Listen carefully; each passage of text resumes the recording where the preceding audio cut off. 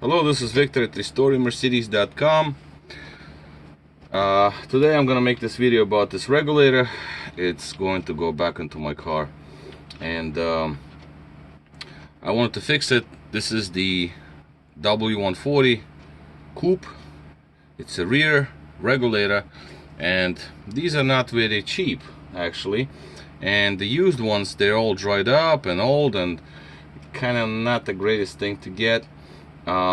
New ones, I don't even know how much they cost now, but back in the days, say a few years back, they were like $400 to $500 a piece or something like that. So anyway, passenger side I salvaged. Now this is the driver's side. Now previous owner, it broke on him, the regulator, and he kind of like fixed it up with some zip ties and this and that. So long story short, I had to fix this regulator, and excuse me, before I went to fix it, is obviously I checked the regulator's overall condition. So now the sliders are all in place, so that's important. You got sliders and you got the wheels. I'm gonna flip it over, I'm gonna show you that.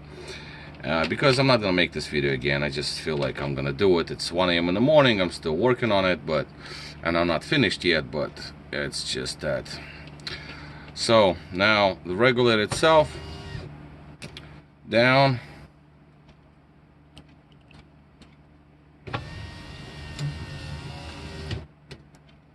up,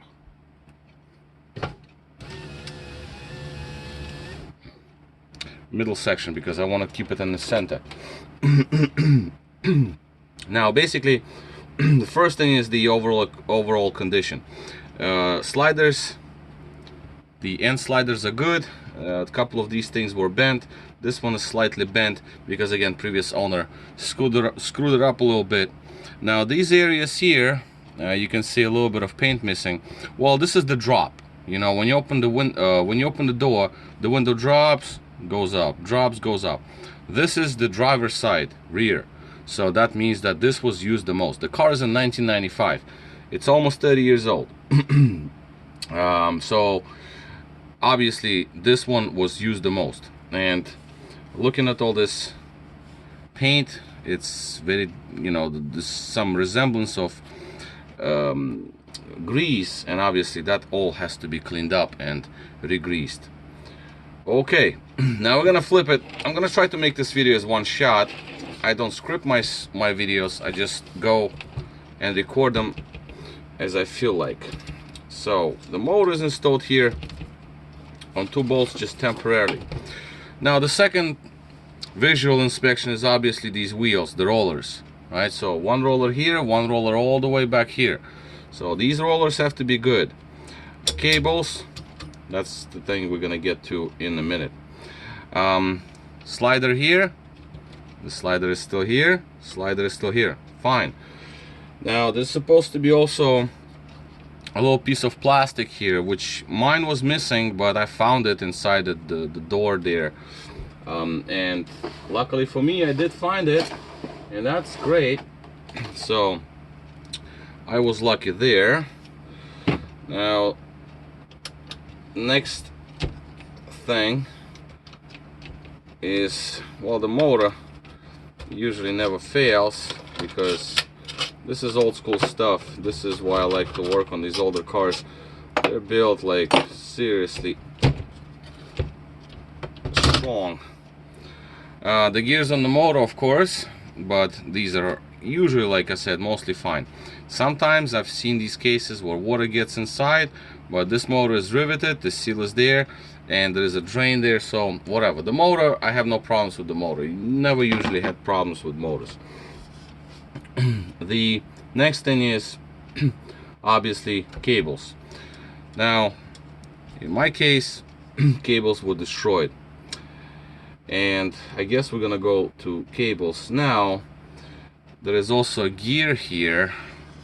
I don't know if I'm gonna make the video about that, because if I take this gear out, I'm gonna lose the tension on cables, and then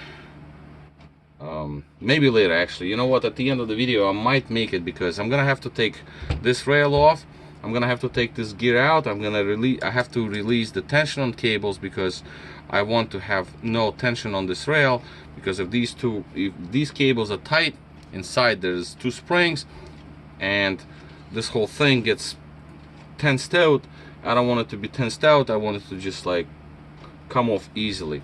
All right, so let's take this regulator off the table, put it on the floor now, and let's take a look what happened with this particular regulator and what I had to do. The cables did snap. This is one of the cables. As you can see, it is pretty chewed up, and that's what happened with this particular case.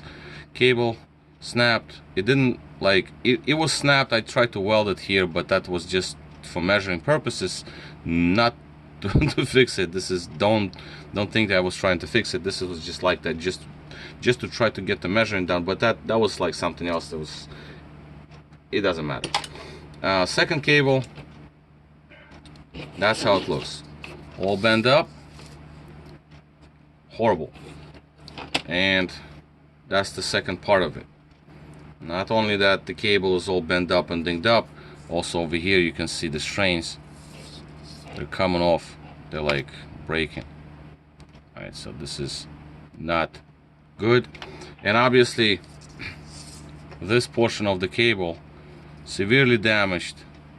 So yeah, but I still needed this just to get me new cable made, so I can have it made the same length as original one would. Okay, these are cables. Now this is the actual piece that connects to the main slider. That's the one that actually moves the whole window up and down. It has all these old grease, and this one is okay, but it's kind of like on the soft side. Well, again, it's old, and you got all this grease that was put in from factory, so I think the grease eats it up, you know, a little bit, because plastic, whatever. Now the I use the replacement piece, but sometimes these things break. Many times I've seen it's not like the cable snaps. I've seen that this thing snaps out and the cable jumps out, because cable sits in here under pressure, I mean under tension rather. You got the cable that's tensed up with the spring, and the spring is always, most of the time, is under tension like this. So it's pretty tight actually. So usually it just jumps out. If it jumps out, the cable itself gets loose, gets chewed up inside the gear, and then it gets all dinged up and all messed up.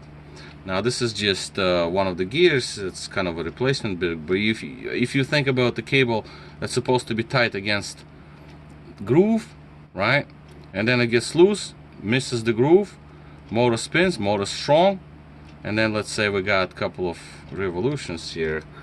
Just demonstrate it on the new cable. If you will think about having, let's say, cable sitting like this, and then it just suddenly jumps out. It's supposed to be tight, then it suddenly jumps out and it's like not tight anymore, then it gets rolled in. It gets rolled in over the other cable, and that's what problem happened. So this is not the gear that's gonna fit this car, but that's what happens. And sometimes when it gets rolled in, if it snaps out, then it's just the cable, which is good news, because the actual gear that's inside the regulator does not get damaged. Mine was damaged, but I grind it down, and then I just still basically had to cut grooves back into my gear. This gear is from CLK.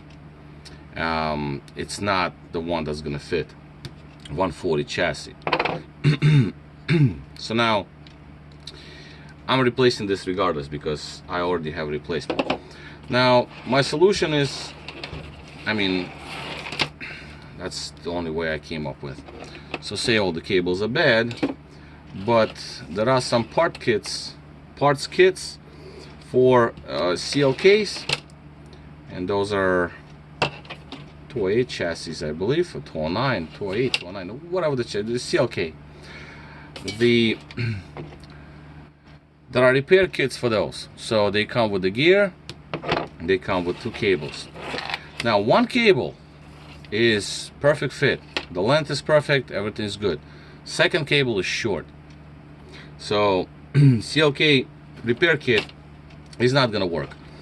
And this gear is also different from CLK because the depth of the splines here and the gear is very shallow, whereas the 140 is deeper, and also it has a little bit of an extension over here that sits inside the holder, like it protrudes through it, so it's centered. Now this is not of any use, but the use is that one of the cables and this piece, that's what I used. Now second cable, because it is, you know, it's short, I had to make the spring was there from old cables. This is a spring from that cable that I did not use. This is the short cable, and as you can see, these cables, steel lines, they're crimped, and this particular crimp, I'm sure I can find it, and I did look around. I did find this particular crimp, not this particular crimp, but it's similar to it, and maybe some modifications that I could have made it, but I decided not to wait, and I decided to make something of my own. And I did a couple of tries with the crimps. The first thing is you go to a store, you buy yourself a steel line, which in this case is this one. I bought like a 4-foot long steel line, and I tried to experiment with different crimps. The only crimps obviously I can have is just what the store had, so it's just regular round. You got barrel, that's to get the cable to loop, right, just like to make a loop, but we don't need it to loop. I bought an extra set because I was playing with it. Anyway, this is the single one. This is the very butchered looking piece because that was one of my test runs. These are my other test runs. Obviously I tried to crimp them different ways and not successful, except for this one. This was close, because the problem here is that this was complete failure, for example, totally no good. The problem is when you want, you have the factory crimp that's supposed to fit in there with the spring in front of it. As you can see, you're supposed to have this little lip where it would fit and the spring would be in front of it. Now if I'm gonna have something like this, obviously the spring will sit away from, it's not gonna fit basically, in other words, or I'm gonna have to compress the spring much more, which I didn't want to do. And the solution is that the repair kit came with this piece. One end was open, so I made my own crimp looking something like this, which was slightly protruding just a little bit, and with the open end there, even though if it would have not been open, I would have just cut me a little opening, and that way I could still fit the spring inside.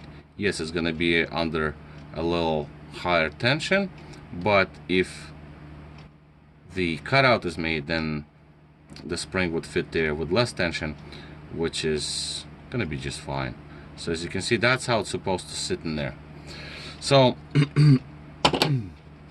at the end I put one of these crimps, because also these kind of crimps that has to fit into the square opening, well, rectangular rather, rectangular opening, and it has to fit nice. So as you can see, if you crimp in too much, you're gonna destroy the crimper, the actual crimp end.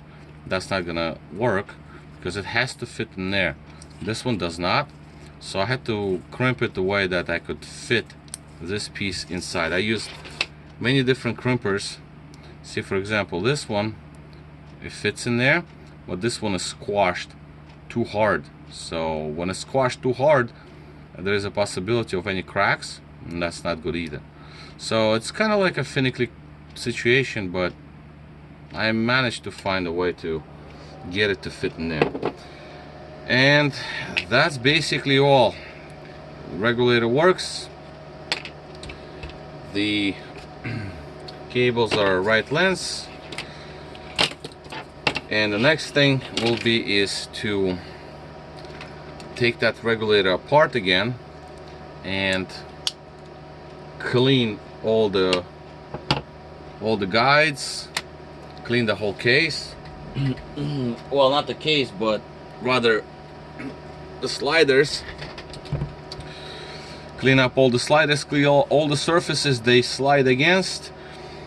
Just make it all perfect. Take the wheels off, clean those out, lubricate them again, put the rail back in, put the cables back in, assemble everything together, and when the regulator is back in the vehicle, lubricate the areas where sliders slide against, because I don't want to do it on the bench. During the installation, that extra grease is going to be all over the place, so you're going to be all in grease when you touch it accidentally. So you might as well just put a finished layer of grease when the regulator is already in the vehicle, because it's like it's in there, you're not going to touch it anymore. You're just going to run your fingers around, grease it up, and then put panels and everything else back in place. I'm not putting grease into this new slider. As you can see, this is the piece that we talked about in terms of the slider, the main slider. This is the one that runs the window holder. This piece holds the window, and this is the main slider that moves the holder up and down. And I'm not putting grease in there because nothing is moving there really, just springs are in there, and that's about it. Put it back together, put it in the car, grease it up in the car, and hopefully that will run for many years to come. Rear window is not used lots, except for the drop feature up and down. It's a 95 vehicle. It has the drop feature. When you open the door, the window drops a little bit, and then it's just follows up. So therefore, you kind of want that feature to work. It's going to work a lot because it's the driver's door. So yeah, but I don't really, want to put grease inside that plastic. I don't want it to get soft if the grease is gonna eat into it. It's like flux on solder board, on a PCB board. If you leave flux on it for, very aggressive flux, it's gonna eat into the board. You don't want that to happen. Okay, so this is a very long video, and like I said, I was not gonna make it, so it's just like a spontaneous kind of situation here. Just wanted to make this video about this regulator, because many people have these issues with these regulators, and I'm sure these regulators are gonna be no longer available very soon. And it would be the only way to make those windows work again would be to fix these regulators. And I'm sure these little things can be done, and many other things can be done. It's just like I don't have time for this, just want this one to work.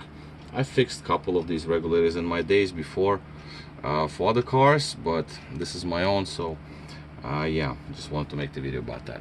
Alright, so this is basically all, and this is Victor at RestoreMercedes.com, and thank you for watching.